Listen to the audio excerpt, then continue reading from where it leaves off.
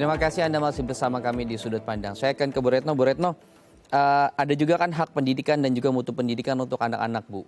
Bagaimana kalau misalnya KPAI melihat hal tersebut gitu, dan juga ketika nanti melihat ada temuan sekolah-sekolah yang sudah lolos evaluasi tapi di perjalanan mereka juga mengalami misal menjadi klaster ataupun adanya kerenggangan dari protokol kesehatan. Apa sih tindakan-tindakan yang bisa diberikan gitu oleh Satgas ataupun dari KPAI sendiri? Jadi misalnya tadi kan dari pembicaraan dua narasumber sebelumnya ya, bagaimana kemudian efektifnya 2 jam tadi gitu. Nah ini tentu kita akan bicara bahwa kesiapan sekolahnya sudah, kemudian yang kedua adalah positivity rate-nya di bawah 5%. Kalau di atas 5% jangan, ya kayak Sumatera Barat sekarang 17, DKI berapa 14, itu harusnya tidak boleh membuka sekolah meskipun uji coba. Nah kemudian kalau sudah siap, maka yang penting adalah bagaimana mengefektifkan itu gitu ya. Nah kalau bicara contoh misalnya SMK Negeri 9 Kota Bandung di pengawasan kami, mereka itu 2 jamnya yang mereka praktekkan gitu, mereka sudah lama mempraktekkan itu.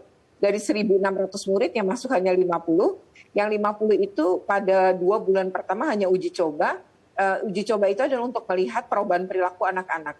Jadi kalau anak-anak waktu pada protokol kesehatan, mereka baru meningkatkan jumlah. Jadi dari 36 anak satu kelas yang masuk hanya 9 setiap harinya.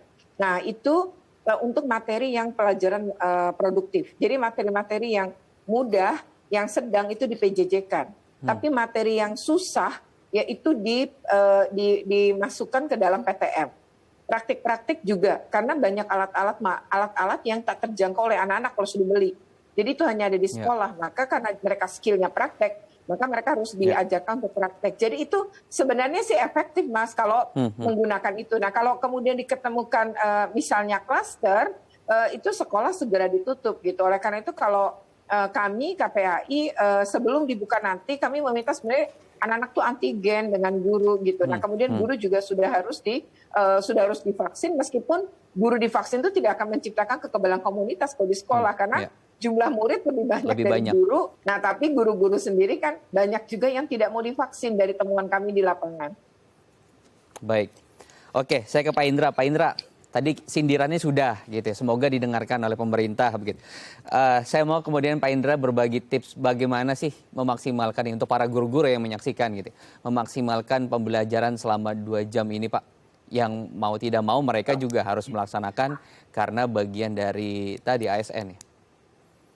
Oke, yang pertama kita mulai dari mindset. Jadi jangan sampai kita itu punya mindset kalau yang namanya menggunakan digital itu pasti lebih buruk, pasti dampaknya negatif, akan lebih baik yang pola tradisional.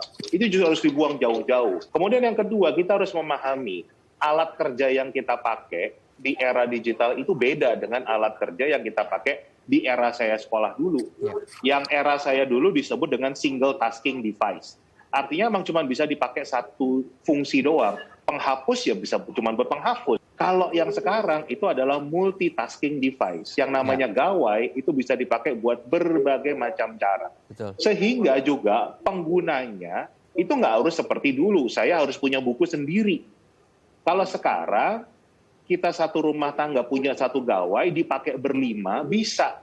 Nah makanya cara ngajarnya nggak bisa kayak model tradisional. Karena semua misalnya mulai jam 7 pagi belajar. Sedangkan satu rumah bapaknya guru harus ngajar juga pakai gawai. Anaknya satu SMA, SMP, SD, ya kan? Akhirnya pasti ada yang nggak bisa belajar atau nggak bisa bekerja kan gitu.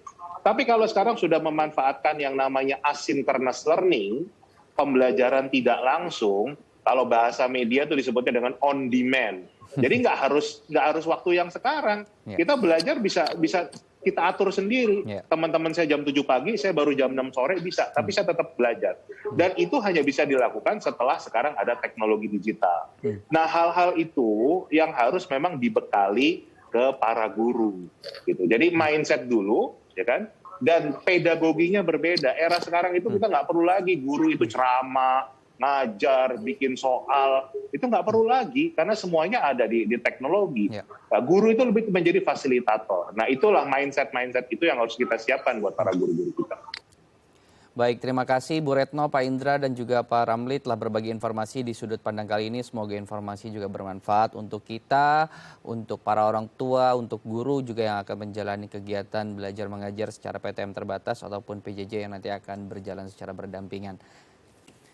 Akhir kata saya Muhammad Syari mewakili seluruh kerabat kerja yang bertugas pamit undur diri. Kita akan jumpa lagi di sudut pandang pekan depan dengan tema yang berbeda.